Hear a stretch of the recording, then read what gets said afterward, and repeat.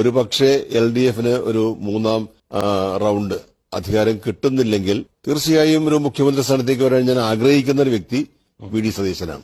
ഇടതുപക്ഷ MLA-യും MP-യുമായിരുന്ന സെബാസ്റ്റ്യൻ പോളാണ് ഇത്തരത്തിലൊരു കാര്യം പറയുന്നത്. അതായത് മൂന്നാം പിണറായി സർക്കാർ അധികാരത്തിൽ വരണം എന്നതിനേക്കാൾ ഉപരി അദ്ദേഹം ഊന്നൽ കൊടുത്ത് പറയുന്ന ഒരു കാര്യം ഒരു ഭരണമാറ്റത്തെയാണ്.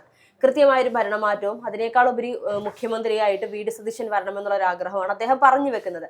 ആ ഒരു മുഖ്യമന്ത്രി സ്ഥാനാർത്ഥിത്വം മാറ്റി നിർത്തിയാൽ ഈ പറയുന്ന ഇടത് ആശയങ്ങൾ അല്ലെങ്കിൽ കമ്മ്യൂണിസ്റ്റ് ആശയങ്ങൾ പോലും ഉയർത്തിപ്പിടിക്കുന്ന പല നേതാക്കന്മാരും ഒരു ഭരണമാറ്റം ആഗ്രഹിച്ചു തുടങ്ങി എന്നുള്ളതാണ് നമുക്ക് അറിയാൻ കഴിയുന്നത്. അതായത് ഇപ്പോൾ UDF അധികാരത്തിൽ വരണം, ഇപ്പോഴുള്ള ഒരു ഭരണ രീതിയിൽ നിന്നും പൂർണ്ണമായ ഒരു വ്യത്യാസം. കാരണം കൃത്യമായി ജനങ്ങളും പൊതുജനങ്ങളും പല നേതാക്കന്മാരും നമ്മൾ നേരത്തെ പറഞ്ഞിരുന്നു, കോൺഗ്രസ്സുകാർ മാത്രമല്ല ഒരു അധികാര മാറ്റത്തിലേക്ക് ആഗ്രഹിക്കുന്നത്, പൊതുജനങ്ങൾ പോലും ആഗ്രഹിച്ചു കഴിഞ്ഞു എന്നുള്ളത്. അതെ, തീർച്ചയായിട്ടും അങ്ങനെ ഒരുപാട് ആളുകൾ, സച്ചിദാനന്ദൻ മാത്രമല്ല, നമ്മൾ കഴിഞ്ഞ ദിവസം കണ്ടിരുന്നു ഇത്തരത്തിൽ ഐഷ പോറ്റിയുടെ ഒരു അപ്രതീക്ഷിതമായ കോൺഗ്രസിലേക്കുള്ള ഒരു ചേക്കേറൽ നമ്മൾ കണ്ടിരുന്നു. അതൊക്കെ തന്നെയും കൃത്യമായി 30 വർഷത്തിന് മുകളിലായി CPM-നോട് ചേർന്ന് നിന്ന, CPM-ന്റെ വളർച്ചയിൽ അത്രത്തോളം കൂടെ നിന്നിരുന്ന വ്യക്തികളൊക്കെ തന്നെയും പെട്ടെന്നൊരു ദിവസം മാറുമ്പോൾ സ്വാഭാവികമായി നമുക്ക് അത്ഭുതപ്പെടാനില്ല എന്നുള്ളതിന് യഥാർത്ഥ കാരണവും ഇത് തന്നെയാണ്. അവർക്കും മടുത്തു തുടങ്ങി പിണറായി സർക്കാരിന്റെ ഈ ഭരണം എന്നുള്ളത്.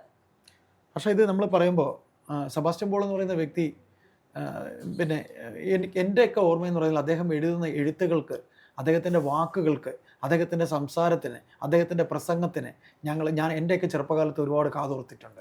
അദ്ദേഹം ടെലിവിഷനിൽ സംസാരിക്കുമ്പോൾ അല്ലെങ്കിൽ ഒരു പൊതുവേദിയിൽ സംസാരിക്കുമ്പോൾ ഞാൻ കാതോർത്തിട്ടുണ്ട്. എൻ്റെ തലമുറയിൽപ്പെട്ടവരും താങ്കളുടെ തലമുറയിൽപ്പെട്ടവർക്കും അത് ഇഷ്ടമാണ്. അദ്ദേഹം സംസാരിക്കുന്നത് കേൾക്കാൻ ഒരു ഇമ്പമാണ്. അദ്ദേഹം ഇടത് ചിന്തകനാണ്, ഇടത് നിരീക്ഷകനാണ്. അദ്ദേഹത്തിന് ഇവർക്കൊരു പ്രത്യേകതയുണ്ട്. CPM എന്ന് പറയുന്ന പാർട്ടിക്ക് ഒരു പ്രത്യേകതയുണ്ട്. അവർ ഒരു നിരീക്ഷണ കണ്ണുണ്ട് അവർക്ക്. ആ നിരീക്ഷണ കണ്ണിൽ അവർ ചിലരെയൊക്കെ ഇങ്ങനെ ഒപ്പിയെടുക്കും. അതിലൊരാളാണ് എറണാകുളത്തെ MK സാനു മാഷ്. സാനു മാഷിനെ കൊണ്ട് നിർത്തിയിട്ടുണ്ട് എറണാകുളത്ത്. സാനു മാഷ് ഒരിക്കൽ ജയിച്ചിട്ടുണ്ട്. അതുപോലെ അത് ജയിച്ചത് അദ്ദേഹത്തിന്റെ വ്യക്തിപ്രഭാവമാണ്. സെബാസ്റ്റ്യൻ പോളിനെ നിർത്തിയ സമയത്ത് ഇവിടെ പിന്നെ KV തോമസിന്റെ പേരിട്ട് തല്ലായിരുന്നു, ഇവിടെ ഗ്രൂപ്പിസമായിരുന്നു കോൺഗ്രസിന്റെ. അതുകൊണ്ടാണ് അദ്ദേഹം ജയിച്ചത്. അപ്പോൾ നമ്മൾ സെബാസ്റ്റ്യൻ പോളിലേക്ക് വരുമ്പോഴത്തേക്ക് സെബാസ്റ്റ്യൻ പോൾ പറഞ്ഞത് അത്രയും പ്രാധാന്യം അർഹിക്കുന്നു. ഈ ചാനൽ ചർച്ചകളിൽ അദ്ദേഹം സംസാരിക്കുമ്പോൾ അദ്ദേഹത്തോട് എത്ര കിണ്ടി ചോദ്യകർത്താക്കൾ ചോദിച്ചിരുന്നാലും, അദ്ദേഹം ഇപ്പൊ വിനു ആയിരുന്നാലും അതുപോലെ തന്നെ ഇനി ആരൊക്കെ ചോദിച്ചിരുന്നാലും മറ്റു ചാനലുകൾ, അദ്ദേഹം ഇടതുപക്ഷത്തിന്റെ ഭാഗത്തു നിന്ന് ഇന്ന് വരെ സംസാരിച്ചിട്ടുള്ളൂ. അതെ, തീർച്ചയായിട്ടും. അതെ, അങ്ങനെ ഒരു വ്യക്തിയാണ് ഇന്നിപ്പോൾ കോൺഗ്രസിന് വേണ്ടി സംസാരിക്കുന്നത്. കഴിഞ്ഞ കുറച്ച് സമയങ്ങൾക്ക് മുൻപ് ഞാനൊരു ഈ പറയുന്നത് പോലെ ഒരു കോൺഗ്രസ് വക്താവുമായി സംസാരിച്ചപ്പോൾ അദ്ദേഹം പറഞ്ഞൊരു കാര്യമുണ്ട്. ഇന്ന് ഇടത് ആശയങ്ങൾ ഉയർത്തിപ്പിടിക്കുന്നത് ഒരിക്കലും LDF മുന്നണി അല്ലെങ്കിൽ CPM എന്ന് പറയുന്ന ഒരു പാർട്ടിയല്ല, മറിച്ച് കോൺഗ്രസ് ആണെന്ന് അദ്ദേഹം എടുത്തെടുത്ത് പറയുന്ന ഒരു കാര്യമാണ്. അതിൽ പ്രധാനം എന്ന് പറയുന്നത് ഈ പറയുന്ന ആശയങ്ങൾ ഇന്നത്തെ കമ്മ്യൂണിസ്റ്റ് പാർട്ടി ഉയർത്തിപ്പിടിക്കുന്നത് കൃത്യമായ വലത് ആശയങ്ങളാണ് എന്നുള്ളത്. അതെ, തീർച്ചയായിട്ടും. അപ്പോൾ അവർ പോലും അത് CPM-നകത്തോ പുറത്തുള്ള യഥാർത്ഥ കമ്മ്യൂണിസ്റ്റുകാർ, ഇപ്പോൾ നമ്മൾ ഇദ്ദേഹത്തെ പറയുമ്പോഴും ഇദ്ദേഹത്തെ പൂർണ്ണമായും CPM-കാരൻ നമുക്ക് പറയാൻ സാധിക്കില്ല. അതെ, തീർച്ചയായിട്ടും. CPM ഇദ്ദേഹത്തിന് ഇപ്പോൾ അംഗത്വം കൊടുത്തിട്ടില്ല എന്ന് കഴിഞ്ഞ ദിവസം അദ്ദേഹം വന്ന് പറയുന്ന ഒരു സാഹചര്യമൊക്കെ നമ്മൾ കണ്ടിരുന്നു പല വീഡിയോകളിലൂടെയും. അപ്പോൾ ഇങ്ങനെയുള്ള മുതിർന്ന നേതാക്കന്മാർ പോലും ഈ ഒരു മാറ്റം ആഗ്രഹിക്കുന്നുണ്ടെങ്കിൽ ഇത് കോൺഗ്രസിന്റെ വിജയം എന്ന് പറയുന്നതിനേക്കാൾ കുറച്ചുകൂടി ആപ്റ്റ് ആയിട്ടുള്ളത് ഇത് CPM-ന്റെ പരാജയം, 10 വർഷത്തെ അല്ലെങ്കിൽ ഈ പറയുന്ന 9.5-10 വർഷക്കാലത്തോളം അവർ കേരളം ഭരിച്ചു മുടിച്ചതിന്റെ എല്ലാവരുടെയും ഒരു വിരോധം എന്താണ് എന്നുള്ളത് കൃത്യമായി പ്രതിഫലിച്ചുകൊണ്ടിരിക്കുകയാണ്. ഇവിടെ ഗോവിന്ദൻ മാസ്റ്റർ പണ്ട് പറഞ്ഞതുപോലെ, കഴിഞ്ഞ കുറച്ച് ദിവസങ്ങൾക്ക് മുൻപ് പറഞ്ഞതുപോലെ, ഭരണവിരുദ്ധ വികാരമൊന്നുമില്ല, ഇത് അങ്ങനെയുള്ളൊരു കാര്യങ്ങളൊന്നും അല്ല. ശബരിമല സ്വർണ്ണക്കൊള്ള ബാധിച്ചിട്ടുണ്ട് തദ്ദേശ തെരഞ്ഞെടുപ്പിൽ, പക്ഷെ ഭരണവിരുദ്ധ വികാരമല്ല എന്ന് പറഞ്ഞുകൊണ്ട് എത്രയൊക്കെ ഇരുട്ടുകൊണ്ട് ഊട്ടിയടക്കാൻ ശ്രമിച്ചാലും അത് നടക്കില്ല എന്നുള്ളത് തന്നെയാണ് കൃത്യമായ ഭരണവിരുദ്ധ വികാരവും. അതിനേക്കാൾ ഒരു പടി മുകളിൽ പിണറായി വിരുദ്ധതയും ജനങ്ങളുടെ മനസ്സിൽ തീർച്ചയായിട്ടും അത്രത്തോളം ജനങ്ങളുടെ മനസ്സിൽ ആ ഒരു വിരുദ്ധത ഉണ്ട് എന്നുള്ളത് തന്നെയാണ് യാഥാർത്ഥ്യം.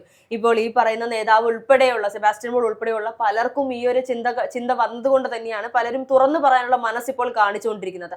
ഈ ഒരു ക്ലിപ്പ് ഞാൻ തുടക്കത്തിൽ കാണിച്ച ഒരു വീഡിയോ എന്ന് പറയുന്നത് ഇന്നോ ഇന്നലെയോ വന്നതല്ല, കുറച്ച് മാസങ്ങൾക്ക് മുൻപുള്ള വീഡിയോ, 2025 ഡിസംബർ അവസാന നാളുകളിൽ വന്നതാണ്, ആ ദിവസങ്ങളിൽ വന്ന വീഡിയോ. അപ്പോൾ സ്വാഭാവികമായും ഈ ഒരു നമുക്കറിയാം തദ്ദേശ തെരഞ്ഞെടുപ്പ് കഴിഞ്ഞു നിൽക്കുന്ന ഒരു സമയമാണ്. ആ സമയത്ത് ഇങ്ങനെയൊരു കാര്യം വരുമ്പോൾ എന്തുകൊണ്ടാണ് UDF-ന്റെ ഒരു തരംഗം കേരളത്തിൽ ഉണ്ടായത് എന്നുള്ളതിന് കൃത്യമായ ഉത്തരമാണ് അദ്ദേഹം പറഞ്ഞിരിക്കുന്നത്.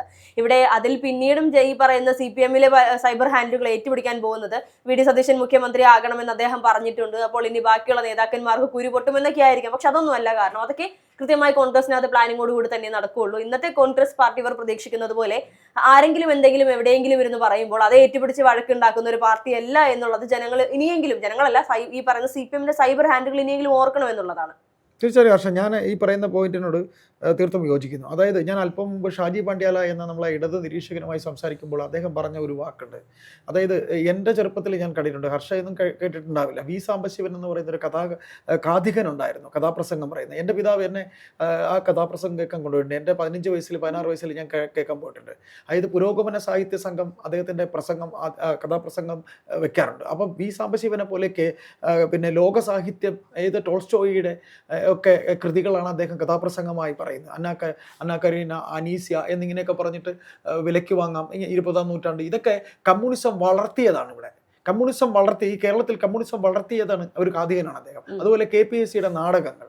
അപ്പോൾ അങ്ങനെയുള്ള ആ കലാകാരന്മാരെ ഒക്കെ പ്രതിനിധീകരിച്ചാണ് ഒരാൾ ഇന്നലെ ഇത് സംസാരിക്കുന്നത്, സച്ചിദാനന്ദൻ സംസാരിക്കുന്നത്.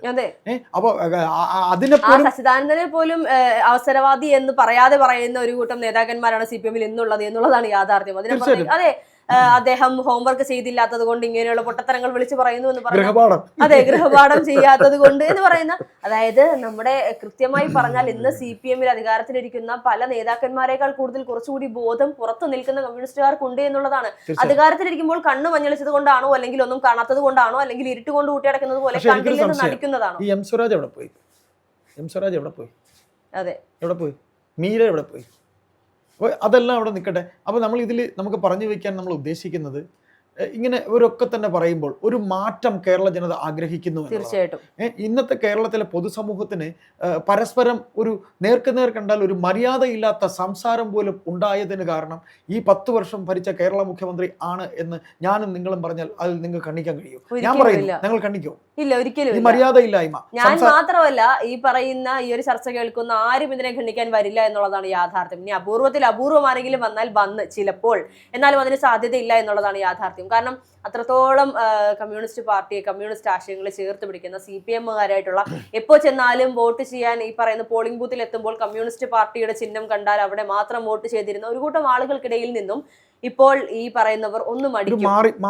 അതെ, ഒന്ന് മടിക്കും. പോളിംഗ് ബൂത്തിൽ ചെന്ന് വോട്ട് കുത്താൻ നിൽക്കുമ്പോൾ ഇന്നത്തെ കമ്മ്യൂണിസം യഥാർത്ഥ കമ്മ്യൂണിസം ആണോ എന്ന് ചിന്തിച്ചുകൊണ്ട് മാറ്റിക്കുത്തണമെന്നൊരു ആഗ്രഹത്തോടു കൂടി പോകുന്നവരായിരിക്കും ഭൂരിഭാഗം ആളുകൾ. അതുകൊണ്ട് തന്നെയാണ് പല ഇടത് കോട്ടകളും ഇന്ന് കൃത്യമായി UDF-ന്റെ കയ്യിൽ ഭദ്രമായിരിക്കുന്നത് എന്നുള്ളതാണ് മനസ്സിലാക്കാൻ സാധിക്കുന്നത്. തദ്ദേശ തെരഞ്ഞെടുപ്പിൽ മാത്രമല്ല, ഇനി വരുന്ന നിയമസഭാ തെരഞ്ഞെടുപ്പിലും അത് കൃത്യമായി പ്രതിഫലിക്കുക തന്നെ ചെയ്യും.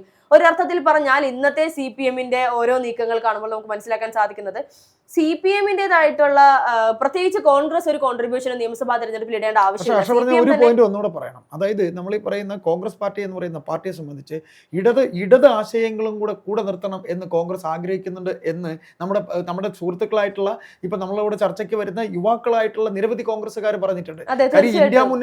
ഇന്ത്യ മുന്നണിയിൽ ഉള്ളത് ആരൊക്കെയാണ്? കോൺഗ്രസിനോടൊപ്പം ഉള്ളത് CPM-ഉമാണ്. സീതാറാം യെച്ചൂരിയുടെ മരണശേഷം എന്തുകൊണ്ട് ഇത്ര അകൽച്ച? സീതാറാം യെച്ചൂരി പാർട്ടിയുടെ ജനറൽ സെക്രട്ടറി ആയിരുന്നു, ഇന്ത്യയിൽ ഒരു അറിയപ്പെടുന്ന കമ്മ്യൂണിസ്റ്റ് ആയിരുന്നു. അദ്ദേഹം പറഞ്ഞു കോൺഗ്രസിനെ നമ്മൾ ഒപ്പം നിർത്തണമെന്ന്. ഇവിടുത്തെ കമ്മ്യൂണിസ്റ്റുകാർക്ക് എന്തുകൊണ്ടാണ് കോൺഗ്രസിനെ കൂടെ നിർത്തുന്നതിൽ ഇത്ര ഈർഷ്യത എന്ന് നമ്മൾ ചോദിക്കുന്നതിൽ തെറ്റുണ്ടോ? ഒരിക്കലും ഇല്ല. കാരണം അതിനുള്ള കൃത്യമായ ഉത്തരമാണ് കോൺഗ്രസ് മുക്ത കേരളമാണ് ഇന്നത്തെ കമ്മ്യൂണിസ്റ്റുകാർ ആഗ്രഹിക്കുന്നത്. കമ്മ്യൂണിസ്റ്റുകാർ എന്ന് പറയപ്പെടുന്ന പിണറായി സർക്കാരിനകത്തുള്ള ഒരു കൂട്ടം ആളുകൾ ആഗ്രഹിക്കുന്നത് കോൺഗ്രസ് മുക്ത കേരളം എന്നുള്ളത് തന്നെയാണ്. അത് തന്നെയാണ് നമ്മുടെ ജിൻഡോയാണ് ഞാൻ ഉദ്ദേശിച്ചത്. ജിൻഡോയൊക്കെ ചർച്ചയിലിരുന്ന സമയത്ത് ജിൻഡോ പറഞ്ഞിട്ടുണ്ട്, ജിൻഡോ ജോൺ പറഞ്ഞിട്ടുണ്ട്, ഇടത് ആശയങ്ങൾ ഇപ്പൊ പറയുന്ന കോൺഗ്രസിന് ഇടത് ആശയമില്ലെന്ന് ആര് പറഞ്ഞു? കാര്യം BJP അത്ര ശക്തമാണ്. അത് CPM എന്തുകൊണ്ട് മനസ്സിലാക്കുന്നില്ല?